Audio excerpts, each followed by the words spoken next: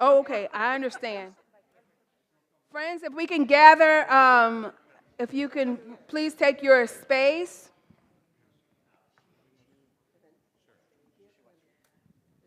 Yeah, yeah, if you could sit here.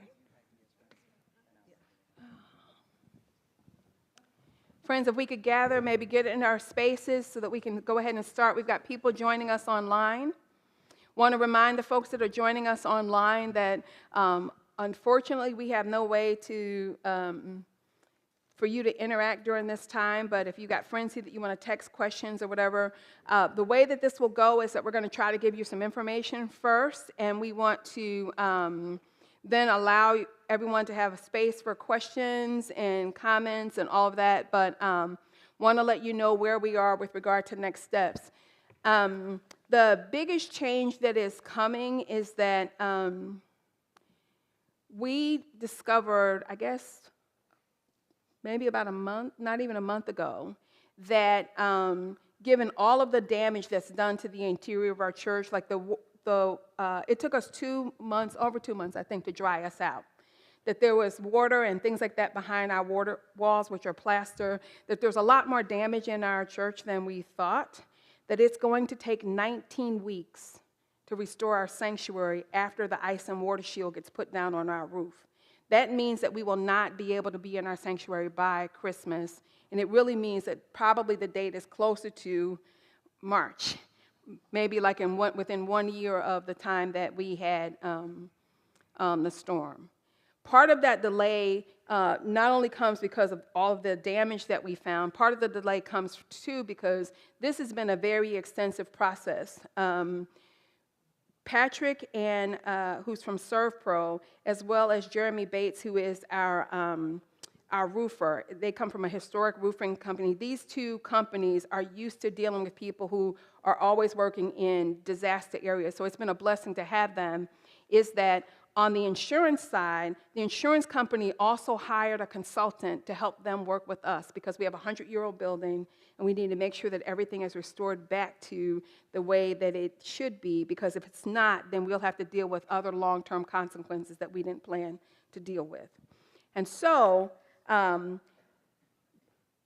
insurance company a couple months ago told us that they would cover us to move someplace else, to be able to be someplace, to rent out a space for us to have worship, to help us continue in ministry. We knew that this place was available, and they asked us told us that we had to get vetted a price for what it would be to rent out the Cornerstone Sanctuary. That price, we worked with the annual conference, we worked with several real estate companies, the insurance company worked with people. That price is $10,000 a month that we've had to pay to be in this space. We have a budget of $90,000. At $10,000 a month, we won't make it past December in terms of having to cover a cost for a place. And I want to be clear, if the insurance company has allotted $10,000 for us to be someplace, that doesn't mean we spend $2,000 and we get $8,000. That means that whatever we can prove that whatever space that we're in is going to be rented for, then that's the money that we get. No more, no less. There is no bank of money. And so, upon hearing this, we contacted our district superintendent. The governance board began together to pray. We talked to some other folks. And as we were talking to our friends who've been very concerned and very generous in the community about giving us resources, the Elgin History Museum came back and said, we have a space that's already prepared for technical work and all of that, and you guys only have about 60 or 80 people. We believe that we can host you here. And as a gift to you, we're not going to charge you $10,000 a month. We can charge you $2,000 a month. Well, when they told us that, what we didn't know at the time either was that that $90,000 pot that we had could also be used for lost income in our space. So Amy asked me to see if we could ask for our shared space partners, the rent that we would normally get from the theater groups being in our church, if we could ask to see if we could get that back.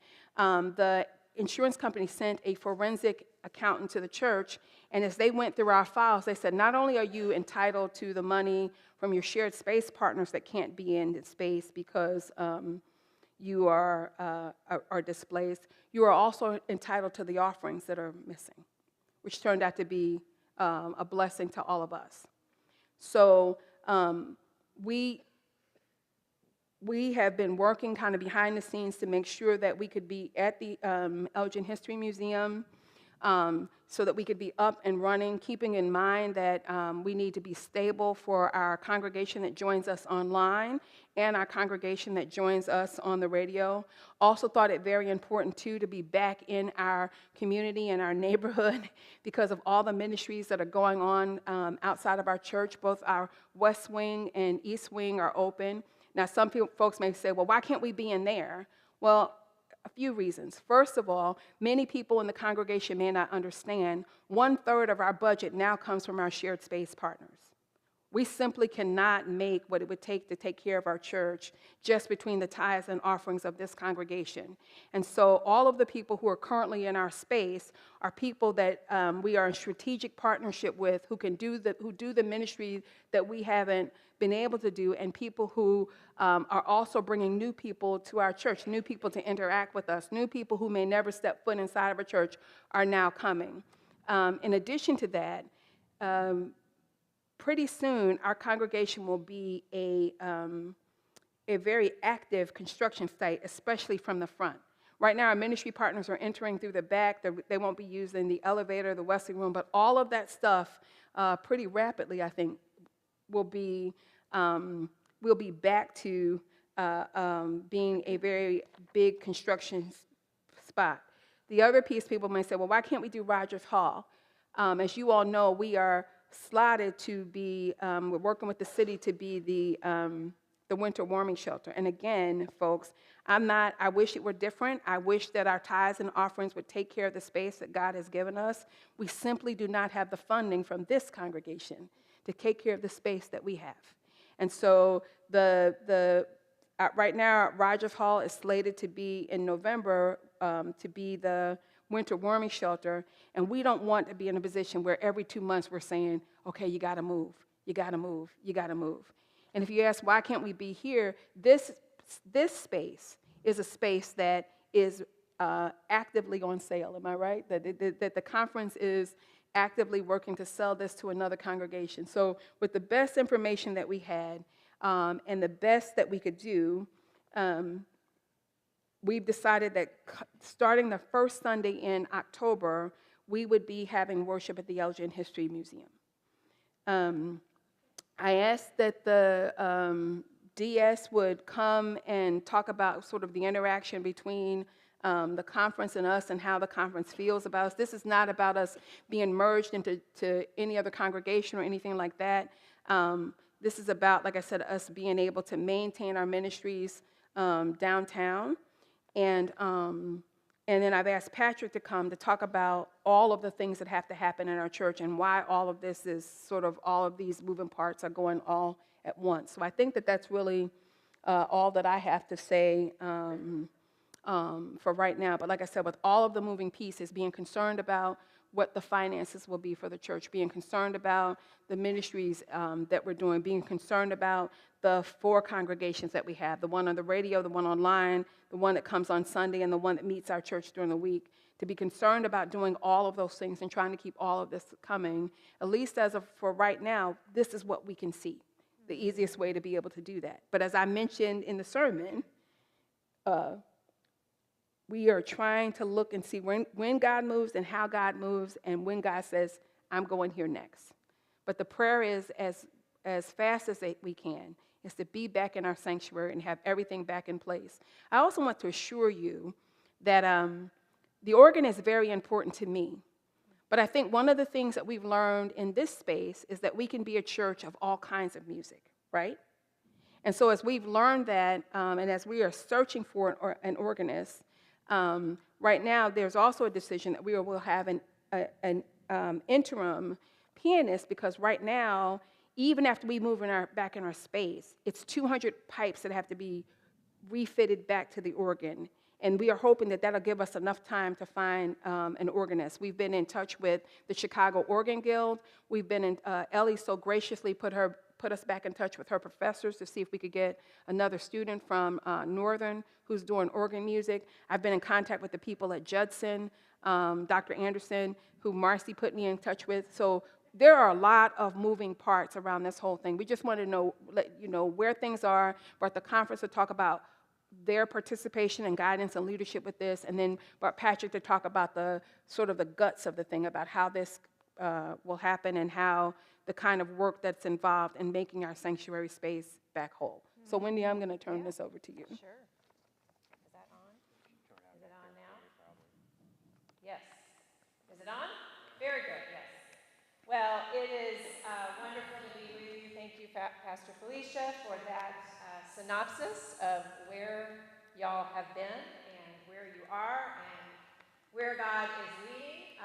Our bishop has a phrase, if you have heard Bishop Dan speak, he always begins with gratitude. He says, I want to begin with gratitude. We in the cabinet have kind of started gently kind of even making fun of him for that. We love it. We love it.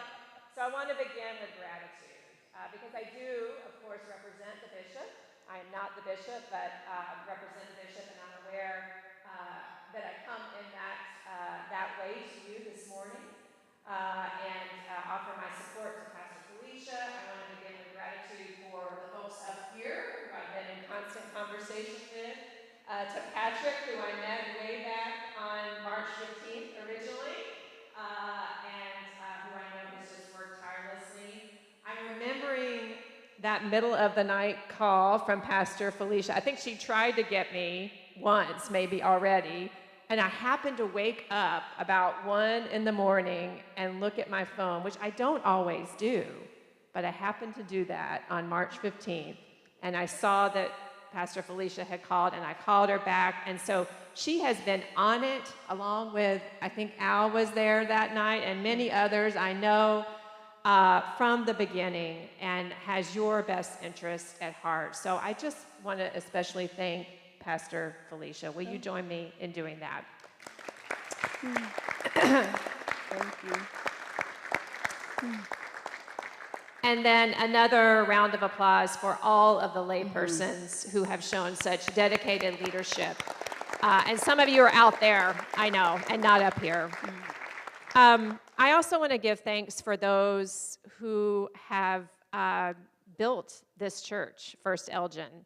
I was talking with some of you right here, even though you may not have built it physically. You have built it, Pat and Terry, with your prayers and your presence and your gifts and your service and your witness since 1950 for Terry, right?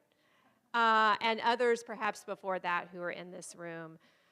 I also want to give thanks for this church cornerstone. Mm-hmm. Some of you know, yep.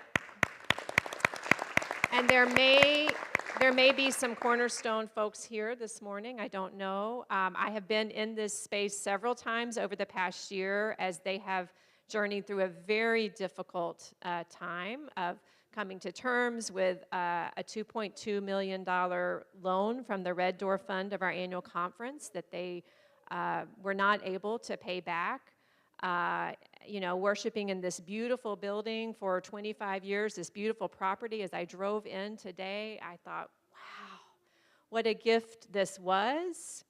And now we are needing to return it back to God, really, as the church made the decision to put it up for sale so that they could pay off that loan. It just so happened, and this is another word of gratitude, that about the same time, they were making a decision as a group to move on to Journey of Hope.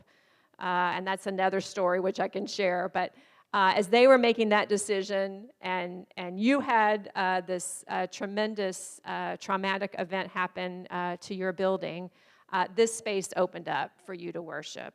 So as I came in here this morning, I thought about the last time I was here, which was January. And that was the church conference in which Cornerstone voted to put their property up for sale. Since that time, Pastor Felicia, Pastor Jared over at Journey of Hope, Pastor Melissa, who's no longer pastor here at Cornerstone but was their pastor, And some of our lay leaders from all those churches have had a chance to come together more closely. I don't think there was probably enough connection among the Elgin pastors, but we have now made that happen. And I am so grateful for that, because for the sake of the mission of the greater Elgin community, in terms of the bird's eye view from the annual conference, if you want to think of it that way, on high, we are all about the mission and what God is doing in Elgin. So I thank God for all of those relationships and connections, and I'm really humbled by the faith that I've seen in all of those conversations. So I do want to just reiterate, and I won't talk a whole lot longer, but I do want to just reiterate what Pastor Felicia said, which is between myself and our bishop. Our bishop was here on March 15th, or there at your building on March 15th as well. What you are doing is very close to us in mind and heart. The leadership of this board, the Sacred Places grant was really a God thing, I have to say.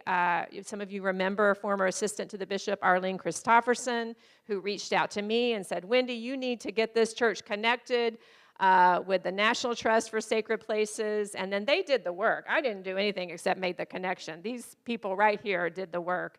But what this woman right here, yeah, there you go, there you go. But wouldn't, and this is the way our God works. As it turns out, Barbara Abrahano, who's one of the connecting persons that enabled us to get this grant and connected us to the National Sacred Places grant-making body. As I'm talking to Barbara, I realized that she's the sister of one of my former neighbors in the neighborhood in Norwood Park in Chicago, where our family grew up. And so it was just a wonderful little personal moment there. But that is the way God works. And so I say all that out of gratitude. And I also want to say, we believe as a cabinet and as a conference in First UMC Elgin, and I hope that you have felt the prayers and the support of our annual conference. I know not just from Carrie, but from many other congregations, there have been prayers and financial gifts. I call that putting legs on our prayers, right? When we send those financial gifts. And so I hope that you have felt that and know that as we continue to hold you in prayer.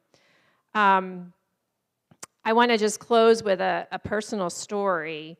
When I was 7 years old, the church that I grew up in, which was also a big downtown church in a college town down in Auburn, Alabama, we were getting ready for breakfast, eating breakfast, getting ready for church one Sunday morning in January, when on the local radio station came an announcement that the restaurant right across from the church had totally blown up due to a gas explosion. And all of downtown Auburn was pretty much obliterated, including the whole side of the sanctuary where we were headed to worship very soon. As it so happened, the pastor of that church, Reverend Charles Britt, who my dad says was the best preacher he's ever heard. You know those preachers, right? Well, there she is, right? He happened to be one block down in his car, this was early in the morning, headed to church at a red light when the explosion happened. If there had been a green light, he wouldn't have been our pastor anymore. He would have joined the great cloud of witnesses. There was nobody at church yet that day. There was nobody at the restaurant yet. The college students who lived above the restaurant had gone home for the weekend. The lawyer whose offices were right next door, his wife had asked him to stay home that morning and not go into the office, and he listened to her. I remember that so vividly as a 7-year-old because we were displaced from our beautiful, that was what I knew, right? That's what we did on Sundays and every other day of the week sometimes, some weeks. We were displaced for a time, and we went over to the local high school. And that was January, February, March. I don't even know how long we were displaced. I remember feeling very sad. As we worshiped in that high school, I remember just feeling, oh, this is horrible. This is, God, what are you up to? Even as a 7-year-old, this is not the way it should be. Where's that church and that bright stained glass window? Eventually, we made it after many, many months back into the sanctuary, and that's the same sanctuary I ended up being married in some years later, and of course being confirmed in and all that good stuff. But I say all that because I want you to know that now that church is still going pretty strong, but they have experienced some of that disaffiliation that maybe you've heard about, especially in the South, where folks have left that church and gone to other churches. But God has guided them each step of the way. God guided them through that horrible traumatic event and back into the sanctuary. But I remember that sense of sadness. So I want you to know that I'm in that part with you. I remember that so vividly. And also that sense of deep gratitude. I think I was 8 by the time we got back into the sanctuary. When I looked up at those new stained glass windows and the sun shining through and a sense of God's presence in a new way.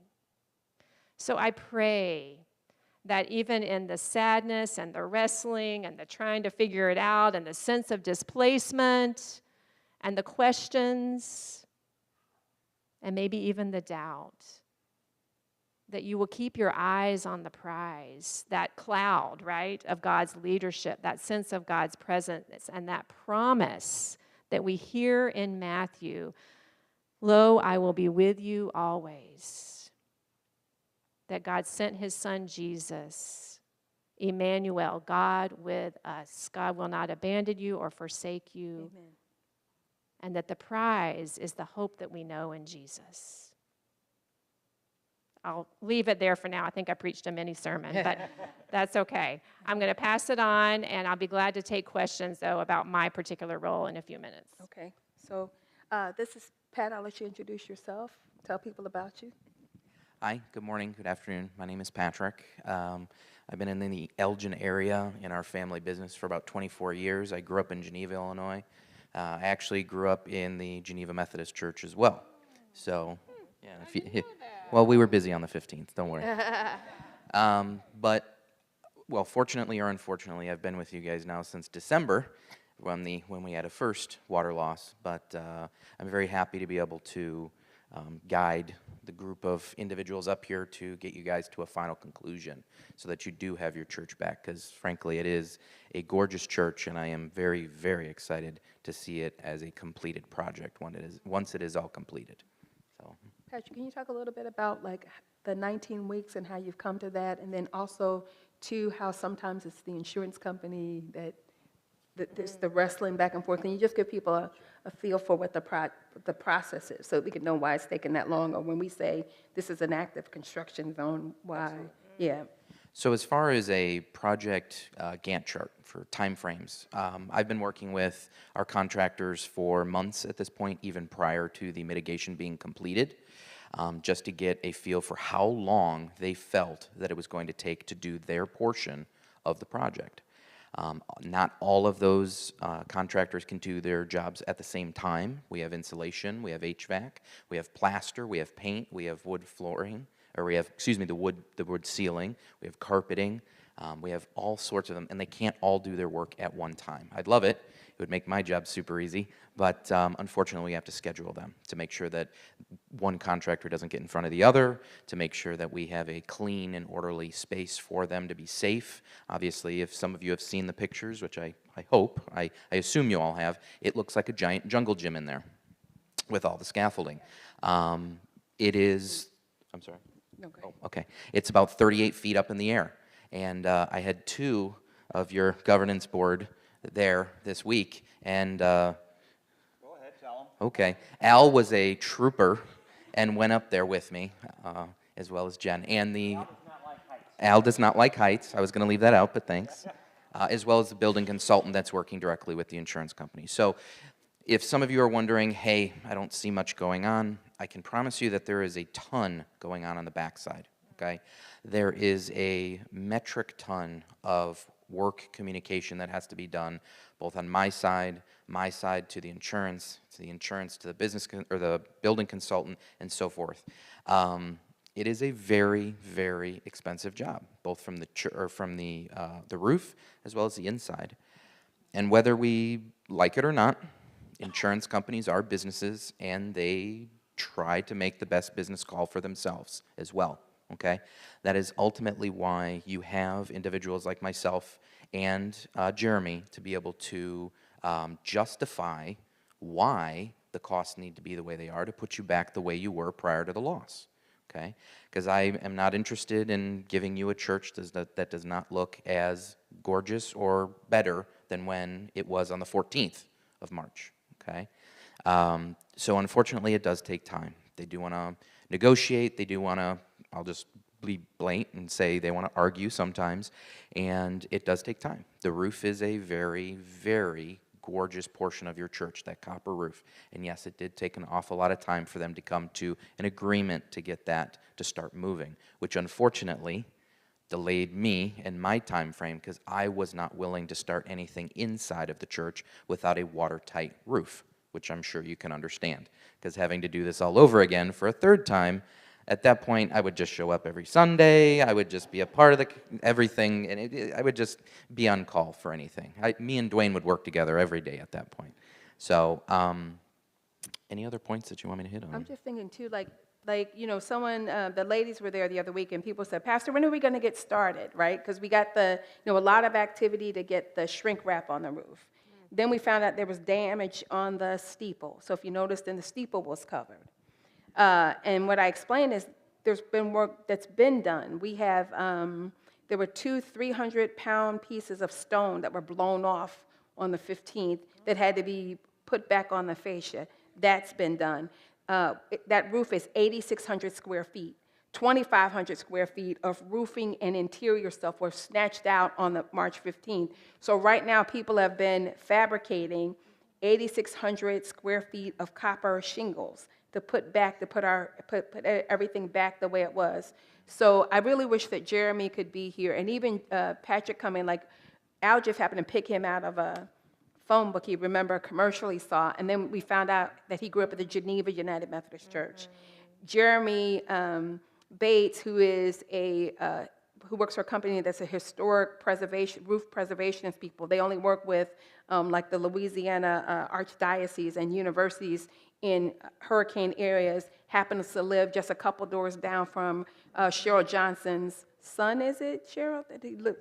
Daughter-in-law, just lives a couple doors down from that. So all of this has been orchestrated, but even to negotiate, like he talks about negotiating with the insurance company. Originally the insurance company was like, well, you can do it this way, and then Jeremy said, well, do you actually want people stomping on top of copper roofing as they're carrying across HVAC and all of those other things? Like I said, once these guys could get up there and see the guts of it, it was just a lot of work that we had.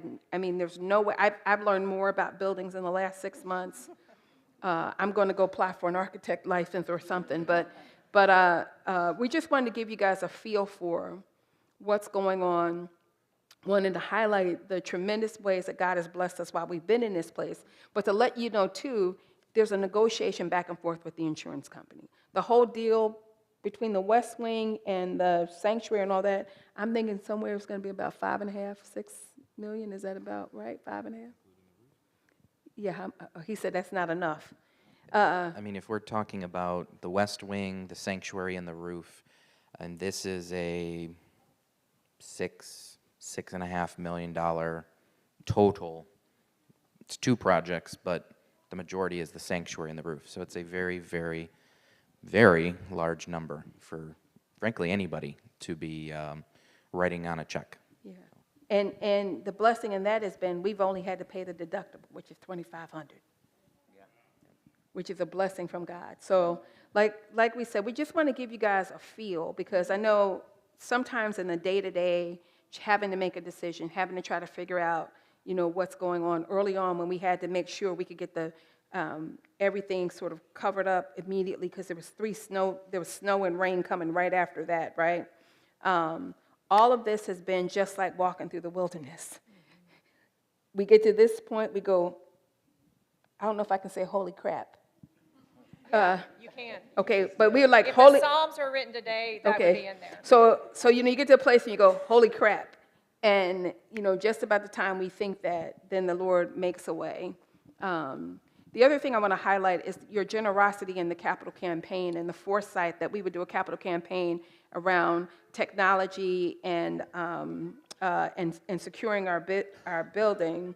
As I stated, since we've been in this building that's been equipped for online ministry, our numbers have gone up. So while the walls are apart and things are open, our tech consultant has been able to be here to start putting in the technology so that we wouldn't lose our online base. In addition to that, he just happened to be here the week that we were talking about going to the museum, and the museum made a $4,000 investment in their system so that we would be able to still be online and to accommodate us. They made a $4,000 investment as a gift. Now, some people may say, well, why didn't we go to this church or that church? Because either we'd be going to church very early or we'd be going to church very late in the afternoon.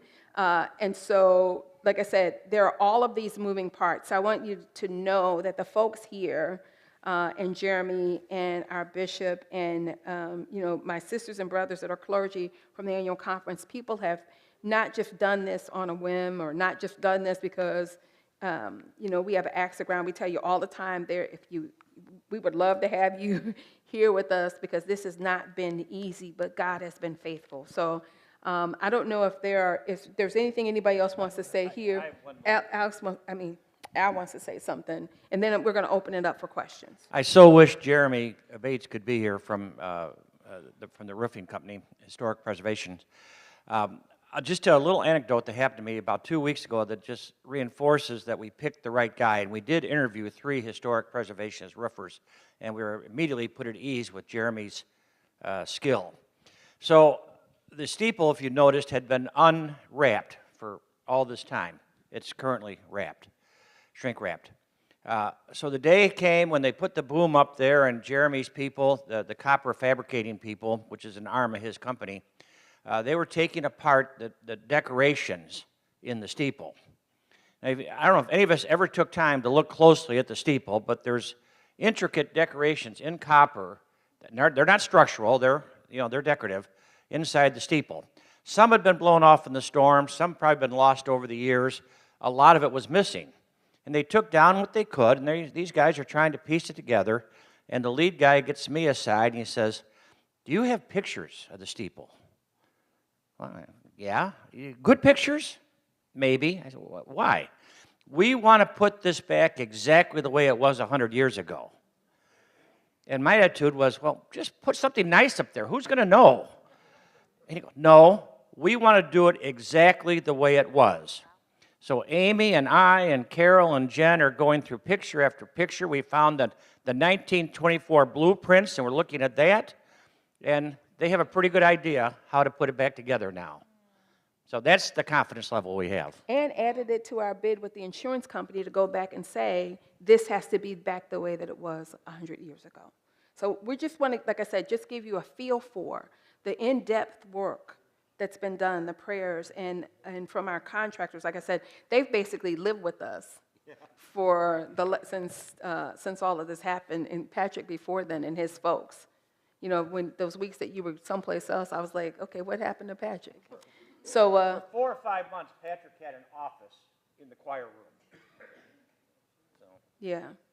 And that's the other thing, too, is this work is happening on the inside. You have to keep in mind that they need some command centers for how they're to coordinate all of these things. So I believe, Jen, you want to say something? Excuse me. To what's going on.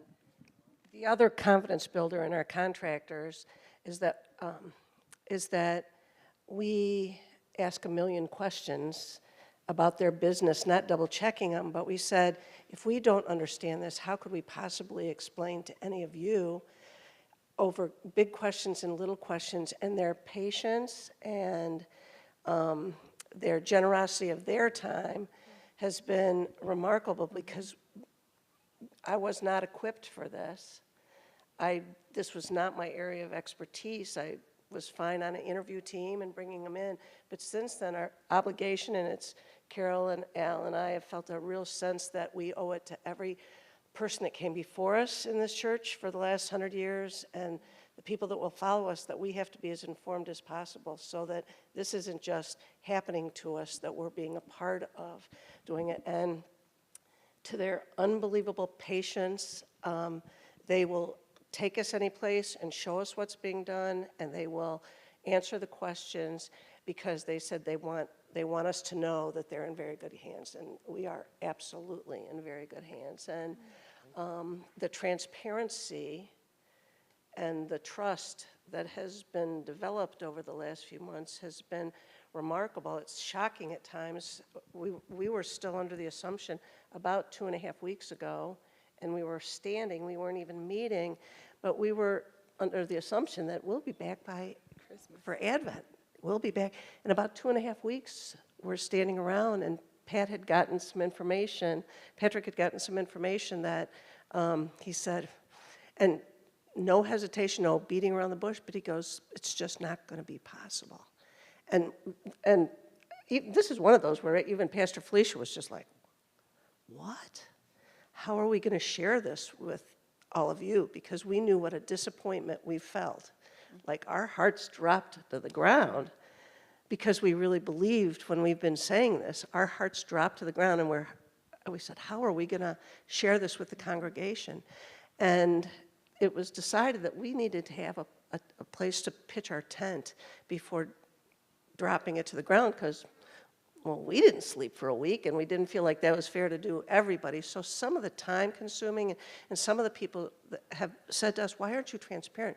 Believe me, we're as transparent as we can possibly be, and we reach out for help as much as we possibly can. And as we get put back to whole, we are going to have to call on people and say, could you be here Monday and Tuesday of next week? But at this point, know that we're in the most brilliant hands possible with our conference and our insurance and with our contractors, and it's been learning in the wilderness day by day for us as well as all of you. So we want to open it up, let you guys have questions of the governance board, of the district superintendent, of our contractors. Really wish that Jeremy could be here to talk about, like I said, all the stuff with regard to the roof. If you all notice, the streets are blocked off because of the work that has to happen with the stone and all of that there. So like Highland is blocked off. Highland has never been blocked off, or at least since I've been there until this project happened. So Steve has a mic, so if there are questions, if people want to ask questions or have comments.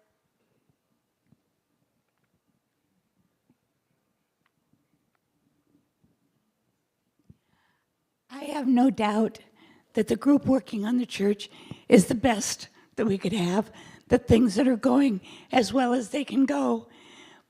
But if our church belongs to the Methodist, is it the district or it's who owns this building?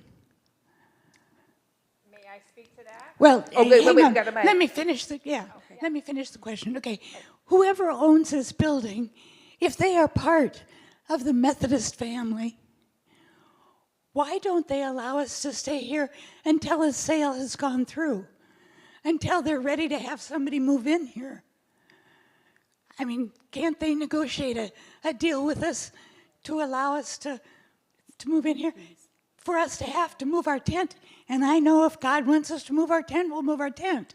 But it just doesn't make sense that the Methodist family is not taking care of us, and as long as we need to be taken care of. Yeah, that's a great question. So thank you. Will you tell me your name? Rita. So I'm trying to figure out how best to answer this. So first of all, what connects us to one another are three things. Our appointment system, as Pastor Felicia talked about, our apportionment system, as we share for the good of the whole, and the trust clause, which has to do with our buildings. And so First United Methodist Church owns your building. Cornerstone owns this building, right? The trust clause, which was created way back in the days of John Wesley, is a wonderful missional kind of addendum to churches owning buildings. And basically, it just says that when the mission dries up in a particular place, that the funds from the sale of a building automatically revert back to the annual conference, and so it is held in trust, right? So what has happened here is that due to the Red Door loan situation, the mission has had to dry up, unfortunately. In terms of the call to go to the Elgin History Museum, that's really been a decision in tandem. I mean, Cornerstone Church did not make that decision. The annual conference did not make that decision. I believe it was more of a missional decision, if I'm understanding. I don't want to talk out of school here on the part of your leadership board. We know y'all know that you're going to have to move at some point, so let's go ahead and do it as opposed to waiting for a crisis situation where the building sells and you got to get out of here right away.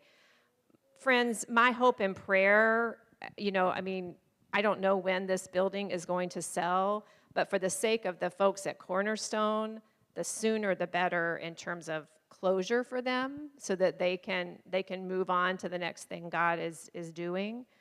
So my understanding is that the decision to move to the History Museum is really more of a missional decision. Let's get back to where our mission is close to downtown. Let's be closer to our church building, all of that kind of thing. Well, and the other thing, it's been a financially responsible thing.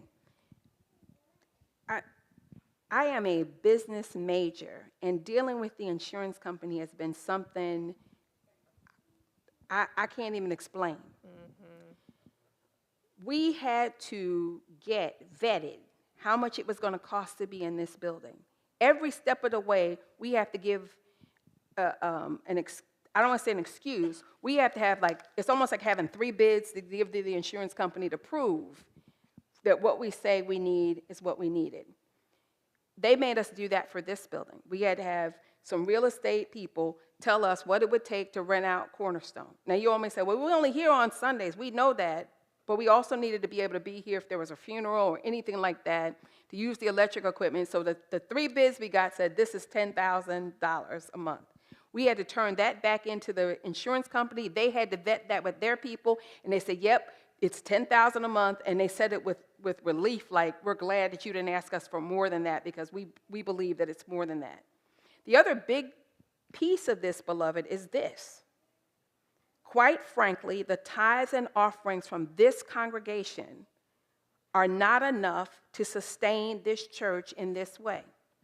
And in the past, the church has had the luxury of living off the endowment for years. If you go through the records of this church, you can see where every year the church, this congregation, $52,000 in the hole, $92,000 in the hole, ran that way.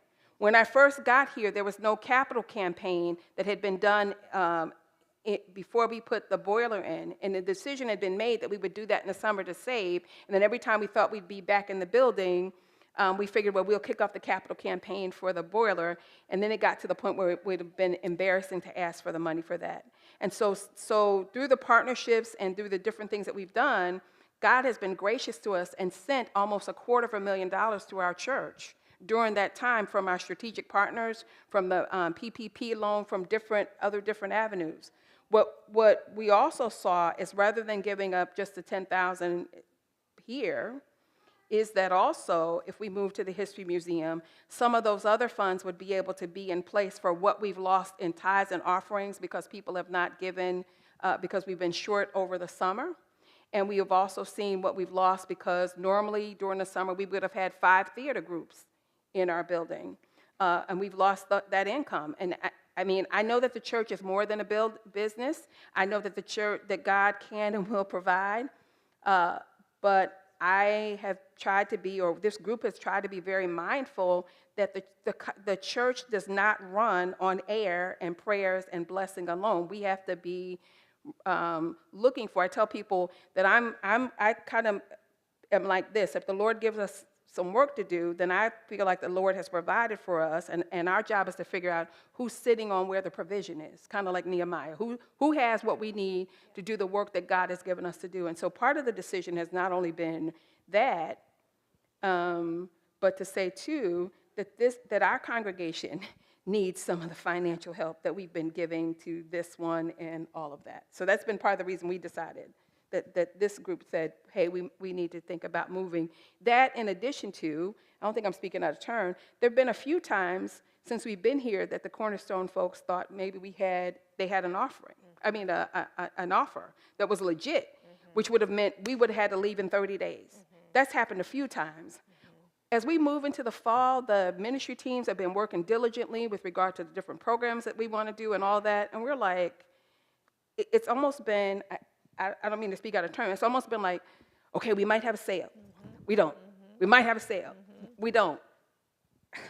To go through the fall, when there's planning, when there's ministry and mission, we were like, we don't want to do that. We want to have a place to have worship. We want to be as close as we can to be downtown, because really, we've taken on 2 new ministry partners, Bridging Heart, who works with kids that age out of the foster care system, and the Y is moving in young families, parents and children with English as second language classes. Those folks are asking, how can we as a church participate with them? The Youth Build folks are now building a closet, because we have kids in there who've never, know how to put on a tie. They've never seen a tie.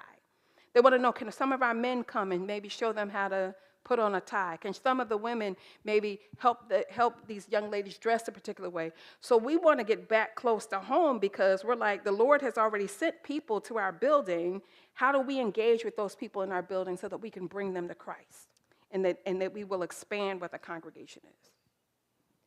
Does that answer your question, Rita? No? Okay. How can we help clarify? I don't understand why the Methodist Church is not, we give them, we pay them every year a very large amount per person, and I feel like we've been kind of abandoned by them. I'm not sure I'm quite understanding, because you're feeling that because you can't stay here? Right. Yeah. If it's their building, why don't we stay until the building needs Well, to be sold? So that really was a decision of your leaders here, which, Okay. and not the conference. But that being said, what Pastor Felicia is saying is, like I can say right now, I hope and pray that we've got a contract ready this week on this building. But I've said that before, and it hasn't happened. And this building has been for sale since January. And every day that goes by that this building, and this is where this is our connection, right? So I invite you to pray for this. Every day that goes by that this building doesn't sell, that means more money is drained from the coffers of Cornerstone United Methodist Church, which means less money to go to the greater mission of the Elgin area, right? Which may end up even being that the conference absorbs all of the debt. Depending on how long this goes. If this doesn't go through this week with that sale, we could be looking at 3 or 4 more months. Now, they have some savings, and there may be some Cornerstone folks here, but that's a real concern, because the conference has already paid 15 months of their mortgage here. So all that being said, and answer your question, hopefully, Rita, again, I'm so grateful for the ways in which this was available, because if it had sold in April, which is what we hoped, right, it wouldn't be available. So I'm grateful for that. But I think it's very forward-thinking on the part of your leaders, given that sale could happen at any time, and given that if it does, we want to move that along as fast as we can, right, for the sake of the whole, for the sake of the annual conference. This is not the only church where we're selling a property, by the way. Y'all may have heard, because we're in this together here, that Wheatland-Salem United Methodist Church, also owing over $3 million on their property, is also selling their property. So the longer these things go, the more the annual conference has to absorb that. So I'm sorry that you're feeling that. I hope I'm explaining that we are in support. I know.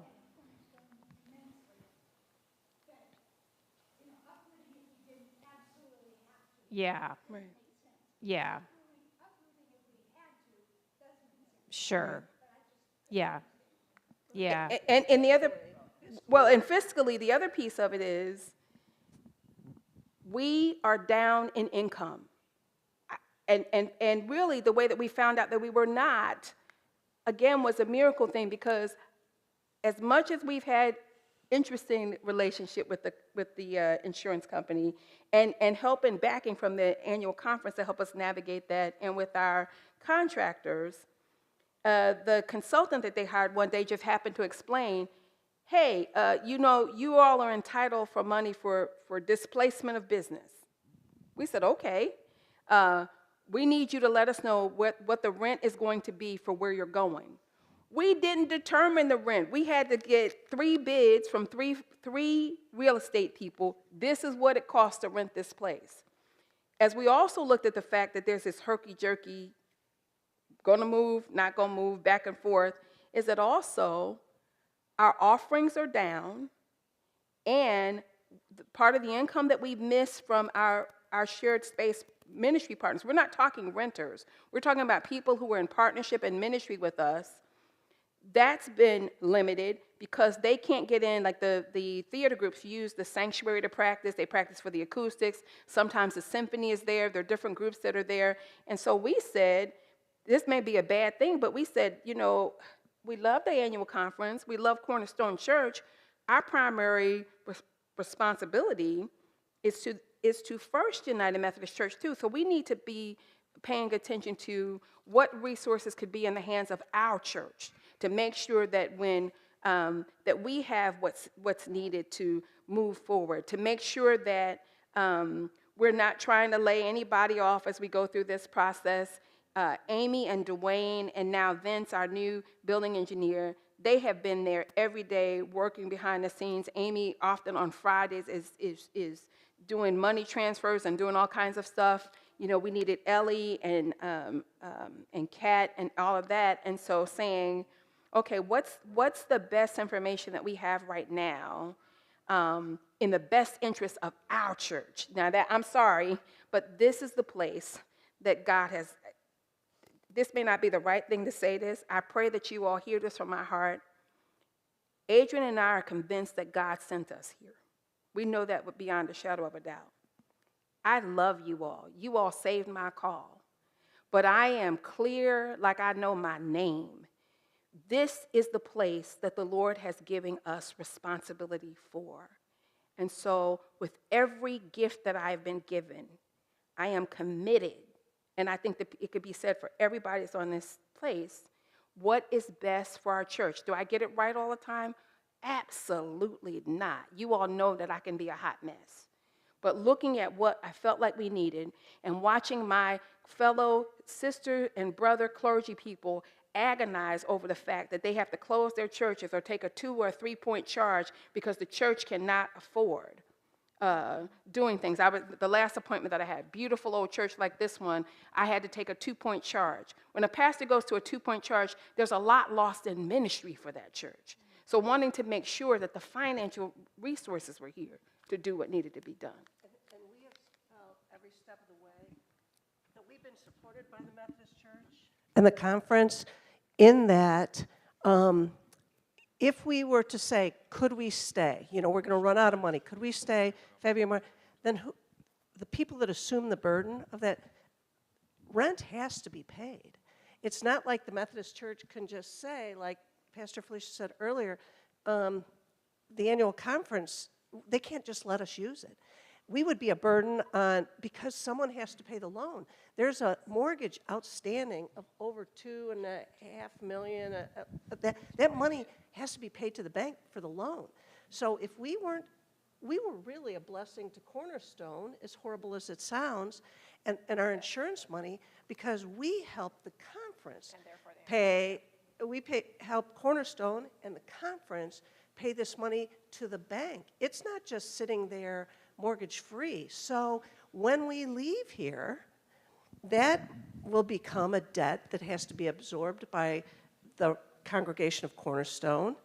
And then if they run out of savings, then our conference, all of us will be absorbing it. So this isn't just an open space.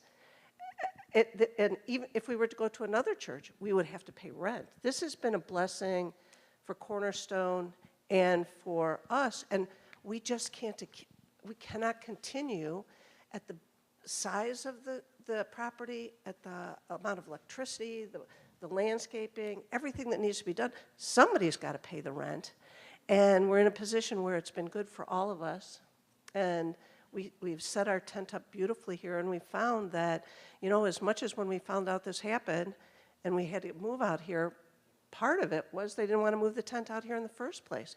But we came because God called us. It's not that far away. We've set up our tent, and our tent has served multiple purposes on multiple financial levels. And now we have to share our blessing, I think, elsewhere. I think, let's let Jen. Yeah, just kind of clarification. So if we know that we are displaced longer than we originally thought, and the insurance company agreed to whatever, we thought we'd be back in December, and there was an amount to be paid, why aren't we renegotiating and saying, we're not going to be back until April, so we have to continue to pay rent? Why wouldn't they continue to pay rent, because we are still out of the building? And I assume that those things are adjusted all the time based on the facts and circumstances. The policy clearly calls for $90,000 of what's called business interruption insurance. It's just a piece of the policy. And when that money's gone, that money's gone. That's the cap. Yeah, that's the cap, the way the policy's written. How much have we spent of that? 50. Yeah, So it's 10,000 a month 10,000 for a month. what? And that covers cleaning, because we also clean, half the grass is cut, and that's for this space, for office space, the one office, for the fellowship area and all that, but it's 10,000. And like I said, we had to give 3 quote-unquote bids from real estate folks that said this is what it is. Yeah, so. Jen was alluding to this. It's been a gift to the conference that this insurance money's flown into the conference at a time when it would help support this church. It's been a gift to us to be at this church, but that pool is drying up, so we have to make a plan B. Right. Patrick, did you want to say something? Oh, okay. Paul, you have a question, and then Arian has a question. Yeah. I wish insurance was here so that they could answer some of this too, but the fact that we paid $10,000 a month to be here, knowing we only had $90,000, right? And now we're going someplace for $2,000. See, if you knew we only had $90,000 at the very beginning, it was either only going to be 10 months here or 9 months here, right? Or someplace else, $2,000 for what, 18 months, whatever, so the math. It's unfortunate that the insurance said 90,000, knowing we only had 90,000, then we knew we had 9 months here, and the scope of the work, right? The roof blown off. When we were talking Christmas, that seemed Aggressive. That seemed aggressive, right? And hopeful, Right. but realistically, any construction job, with the roof, with the flooding, with the walls and all that. And the conference did benefit from us being here, because the 90,000 went to the conference to help offset this. I'm disappointed in the insurance that they only said 90,000. I'm disappointed because it's going longer than they initially thought, and they're not going to renegotiate the 90,000. When we took this over, I said, okay, if it's 10,000 a month, why don't we give the church 2,000 and we keep 8,000? Right, but insurance says no, we can't do that, and so yeah, I'm struggling with that. We do too. I'm sorry. We took the quick and easy answer back in March. This was available. We didn't understand the whole breadth of the situation. So we did it. But now we look at it, the timeline is stretching out. It's time to make a mid-course correction. Chris, Arian I think, the next person. Arian over there. Okay. Yeah, why don't you come a little forward if you don't mind? Al, can we give her our mic? Oh, he said, no, don't do that. Okay. I got it. No, I was just going to say that I support your decision to move to the Elgin Museum, even though, like, I feel like there's a lot of uncertainty that we're kind of navigating with. So I think we all have to give each other grace, whether or not it's the decision that we wanted or there's conflict between, what, we need to do, insurance, budget, things like that. There's a lot of, factors to consider, but I think that there's a benefit here to moving to the Elgin History Museum or any, location within Elgin. I think we did our work here out where in the Cornerstone, and I think it's a beautiful place, and I'm humbled and appreciative of it, but I feel like it's too far from home, and we need to come back home and start doing work in our home, by our home. Like Pastor Felicia said, there's a lot of opportunity and a lot of people who we can serve that are currently at our church. And for them to be able to, visit us, we want a space for them where it's easy for them to assess, be accessible for them. And I think, if we look at locations that are closer to our current church, I think it would be easier for us to do, more work and ministry there. So, as far as like what has happened and, insurance, budget, finances, things like that, I think that at least for me, that's out of my control. And what is in my control is we follow our leaders. They're telling us where to go, and we do the work to help them grow, wherever that is. We need to do the work. Thank you. And I would just add, just in terms of the annual conferences piece in this. It's Diane. I would just say that now, yes, that money has benefited basically paying off this loan. But again, the conference is going to go into some debt probably because of the loan. But now, to be honest, and if there are Cornerstone people here, they don't even know about this decision yet. So they're going to be disappointed, right, when I email them after this meeting and say, this is the way the First Elgin is moving. I need you to know that, it sounds like October is going to be the time when they move towards being at the History Museum. So, now that money's going to the History Museum, right? So it won't be, and that's good. And to us. And to you, but you're not getting. We won't get the 10,000, but Right. we'll get the money. We'll now be able to apply for the offerings that we missed and the rent that we missed, because all of that money's not going towards rent. Okay. So all I'm saying with that is, just in reference to the annual conference could say, no, you got to stay here at Cornerstone because we want to make sure we're getting that money. But we bless that decision because we believe it's missional. And I'll be quiet now. What does a space at the History Museum look like? We have a meeting room that sits between 60 and 80 people. There will be a center-mounted TV that we can have all the video that we have now. It has good internet connection that will support us going out into the community like we do now. The back door of the museum is a handicapped entrance. The meeting room is on the second floor. There is an elevator that will get us up there.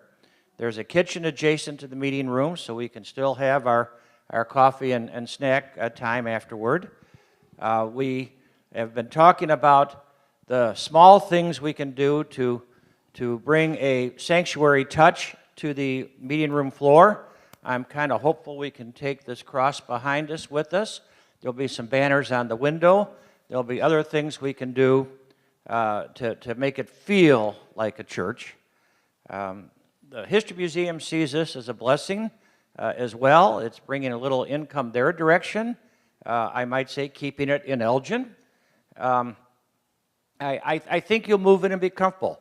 With 60 to 80 people or seats in that room, we'll all sit a little closer together, and I don't think that's a bad idea. That answer your question? I think, was it Michelle and then Ray? Yes. Michelle? I just have a quick question. When did you say we would be moving to the museum? First Sunday in October, we will be at the museum. Thank you. And I can announce we'll waive the admission charge at the museum each Sunday, so. Ray? Yes, are we the only rental on this building? Yeah. I mean, there is there any other? Yeah, good question. I believe there is still a counseling service that operates out of here, but they are also aware that, you know, that's coming to an end. I believe that's the only thing right now. The other, yeah. And the daycare center which was here, is now moved over to Journey of Hope Stepping Stones. You may have seen their big sign out there if you passed. And Journey of Hope is also actually doing they are having to do some construction work, right? To accept the counseling people. So, yeah, everybody, when we leave in October, that's it, that's all. Everybody will be gone. Right? Everybody will be gone.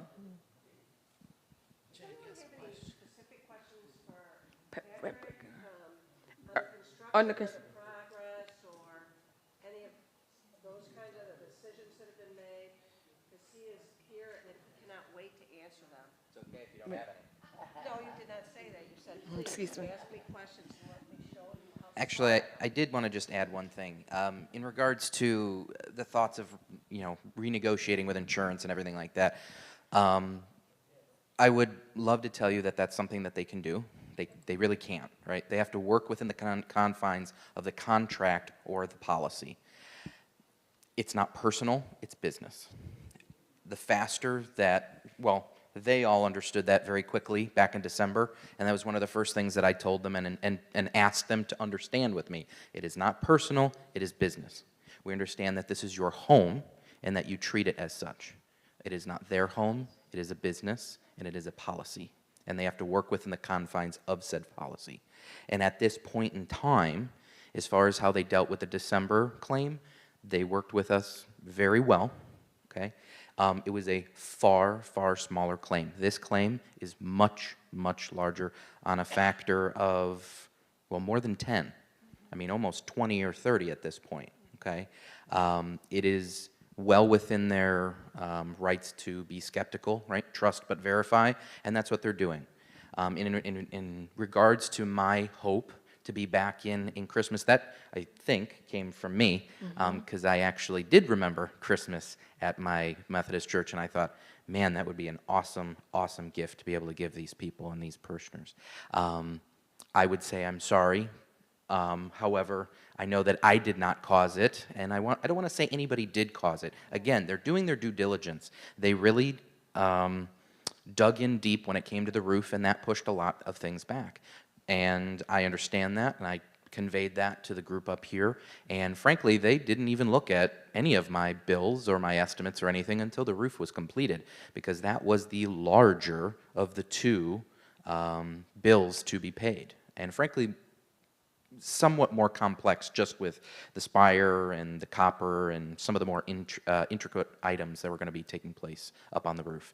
And in regards to the 19 weeks, again, that's just, that is a estimate, that is a guesstimate based on the conversations I've had with those workers that I'm going to be having in the church themselves. And frankly, I'm not going to say it out loud, but you're going to hear it anyways. I think it's shorter than 19 weeks, but I'd rather give myself a little cushion and then surprise you when we're done in less than that time. But Patrick, can you talk a little bit about even the last thing that we had even this week to negotiate with the insurance company about getting the interior, like all that was involved with the work you had to do to prepare? We sent earlier this week, we had to send I sent a note, ran it up the flagpole to the annual conference and said, hey, the insurance company is about $500,000 off, or more like $1 million off from what it's going to take to restore our interior. And that's because they wanted to do what I might call bubble gum and baling wire to put us back together. Well, how cheaply can we do this? And so if you could talk a little bit more about that to help us get in, get back in line, what it took for that. So part of this, I think that no one ever expected, is that we're not just dealing with the annual conference, but the annual conference and us are having to deal with the insurance company. Right. It took probably 5 weeks for me to be able to put forth a respectable estimate to be able to turn into the insurance company that would encompass all portions of putting your church back together, the sanctuary included. And honestly, there are some parts that are still marked as open item, and that's a part of the process. That's not a negative to anything. If ever you have ever expected a payment from someone, friendly, family, business, employer, and it was 1/3 the amount that you were expecting, just understand the level of, well, I'll just say what is, the level of anger that went through me was through the roof. Again, this isn't my first rodeo. I do understand how this process works. That is why this past week, or early this week, we had the building consultant come out, and along with Jen and Al, I dragged him up onto the top of the scaffolding. It is amazing how people will agree with you when you put them on top of a 38-foot piece of scaffolding. The gentleman's name is Mike. I said, Mike, it looks like you kind of omitted certain things on my estimate for here, including some extra hours in regards to HVAC. And he goes, well, yeah, And I said, well, you know how you were kind of shaking like a leaf walking up those 4 flights of stairs up here? My HVAC guys have to come up here and then crawl into the roof. Notice there's no stairwell into the roof. And I'm going to have to build a floor, and I'm going to have to do this. And very quickly, it's very easy from somebody on the outside in, and try to put yourself in these shoes as well. From the outside in to truly grasp the total amount of work that has to go into something. When you do end up walking in their shoes, it is very eye-opening. You're like, oh, you only wanted 50 extra hours for that? 60 it is, because he did. He very well understood, he very quickly understood how this is not normal. This is a complex loss. This is a very old building, and frankly, it needs to be dealt with accordingly to put it back to the way it was. And unfortunately, that does not come cheaply. I mean, you get what you pay for. So. But that gap is narrowing as we talk. We're going to find out. I'm sure we're going to have more conversations, but yes, I'm sure that gap will narrow, and they'll come up with more, well, I'll call it what it is, excuses to try to do something otherwise. And then unfortunately or fortunately, it'll come down to a point of opinion. And frankly, I know that even with their opinion, as far as the insurance company, y'all have a much stronger opinion because you are overseen by not only your ministry, but the conference as a whole. And just so that if any of you hopefully never have to deal with insurance like this ever in your lives, when you have a much larger entity that, and again, it's not personal, it's business, pays a lot of money to an insurance company, you have a lot more say. When they sit there and they can go, we've got 700? It'll be 700 churches. About 700 churches that we are insuring with you. We would hate to have to bring it somewhere else. Yes. Not only is that, it doesn't go with that adjuster anymore. It's not even their boss. It's not their boss. It's the boss above them. And they just go, yeah, get it done.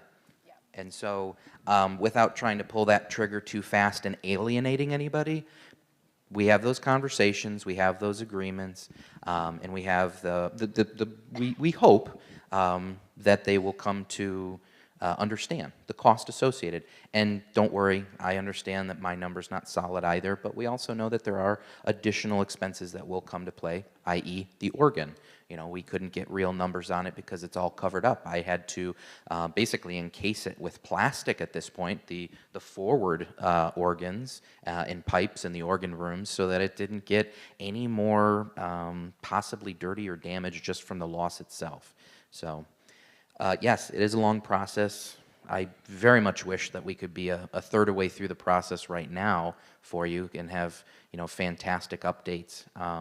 But honestly, I think right now you do have quite a fantastic update because things are moving forward and you are not homeless when it comes to having a place to worship. Maybe we take maybe one or two more questions. Wait, we need a mic, Deanna, hold on. Jack, and then we did Deanna. Okay, my question is, we're opening our church to a warming center, correct? How is that possible with major construction going on? The folks are coming through for our partners, they come through the back door, and they are, We put together a safety plan even from the onset of when we were doing the mitigation work, when we were first inside the church, drying, removing pews, taking out insulation above the ceiling, the wooden ceiling. It is an active plan that is changing on a daily basis.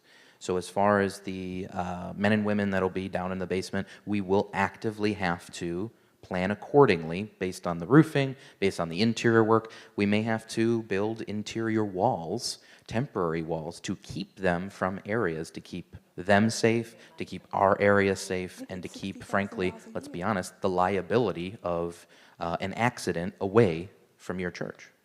Well, I was just curious as to know how the warming center can be open to, a major construction site,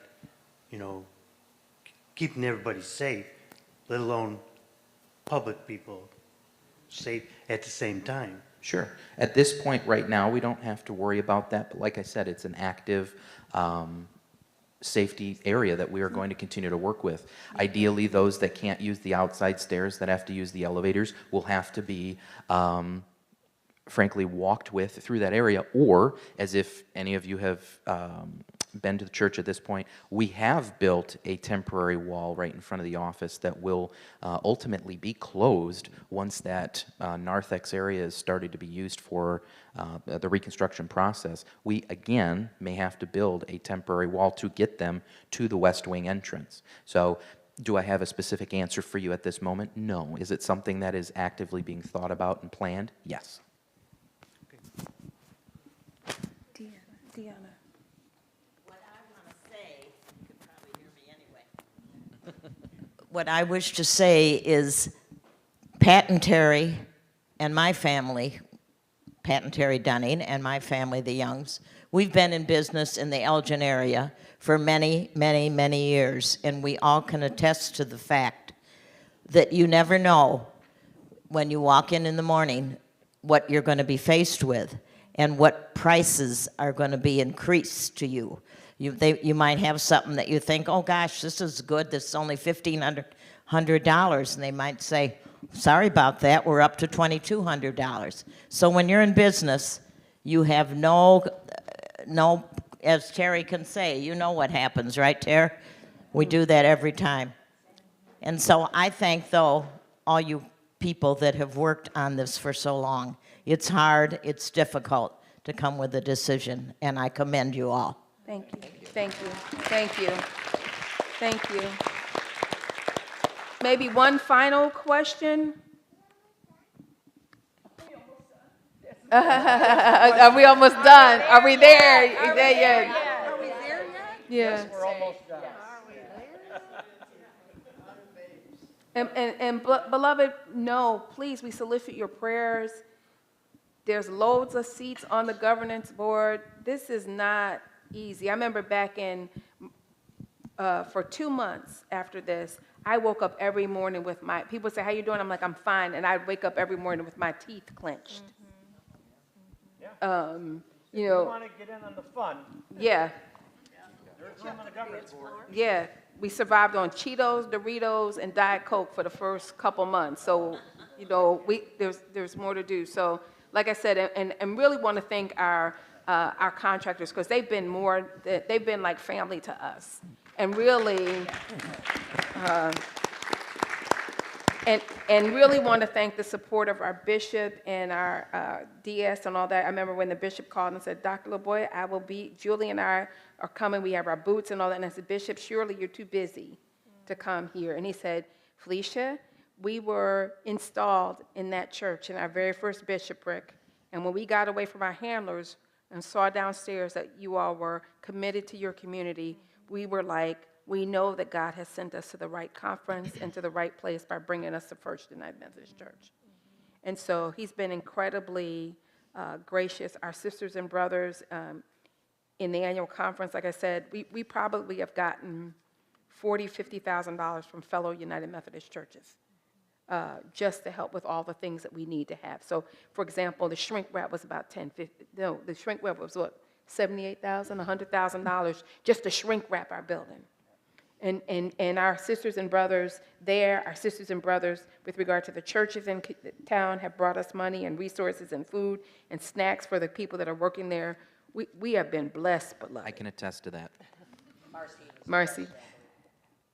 With all this discussion, we didn't sing our sending forth this morning, but may I remind us all, O God, our help in ages past, our hope for years to come, be thou our guide while life shall last, and our eternal home. Amen. Amen. Thank you all so much for being willing to stay and to help and for all that you do. Amen. You okay? All right. I just want to say,